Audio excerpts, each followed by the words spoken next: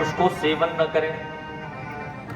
गीता में भी भगवान कहते हैं भुंचते ते त्वगम पापा ये पचन्ते आत्म कारणात्।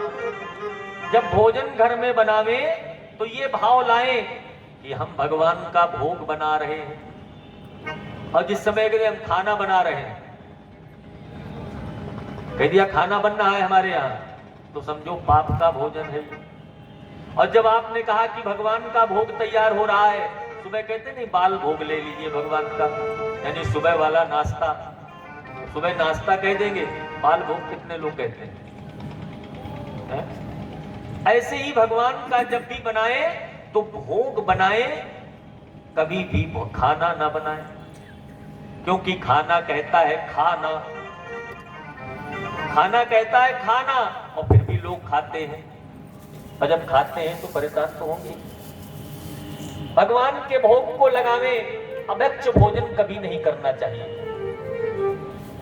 जब भी भोग लगाओ भगवान के सामने रखो, तुलसी पत्र छोड़ो, फिर आंख बंद करके मन में भाव लाओ कि मेरे गोविंद भोग लगा रहे हैं, मेरे प्रभु भोग लगा रहे हैं। जब ये भाव मन में रहेगा तो भगवान आपके भोजन को भी सुंदर बना देंगे, वो भी बहुत सुंदर लगेगा। आपको ध्यान होगा, चाचा हमें तो ध्यान है कि जब हमारा बचपन था, हम गांव में रहते थे, हमारी माता जी और हमारी दादी रात्रि में 3 या 3:30 बजे के लगभग जागती थी, क्योंकि गांव में तब चक्की नहीं थी। तो सुबह उठ के इतना आटा वो गेहूं को पीसती थी चक्की में, जितना एक दिन के खाने भर की व्यवस्था हो जाए। तो सुबह उठ के उनका काम था कि उस चक्की को चला के आटे को पीसना। हमने देखा, और इतने सुंदर सुंदर भजन गा के वो आटा पीसती थी कि पहले तो भजनों में वो भोग बन जाता था।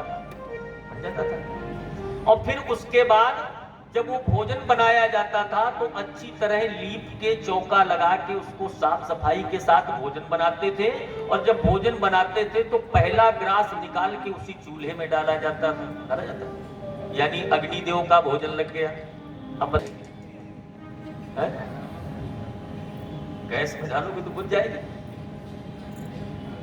जब इस प्रकार से सात्विक ढंग से हम उस भोजन को पाते थे तो वो हमारे शरीर में स्फूर्ति, शक्ति सब प्रदान करता था, और हमारे मन में गलत विकार नहीं आते थे। ऐसे भोजन को करने से ब्रह्मचारी पूर्णतया ब्रह्मचर्य का पालन कर पाते थे। लेकिन ये सब व्यवस्था तो खत्म हो गई। धीरे धीरे करके जब ये व्यवस्था खत्म हो गई तो भगवान का भोग भी लगाना लोगों को दिक्कत होती। बोले जल्दी से नाश्ता लाओ, बोले भगवान का भोग नहीं लगा, बोले बाद में लगाते रहना, पहले लाओ, देर हो रही।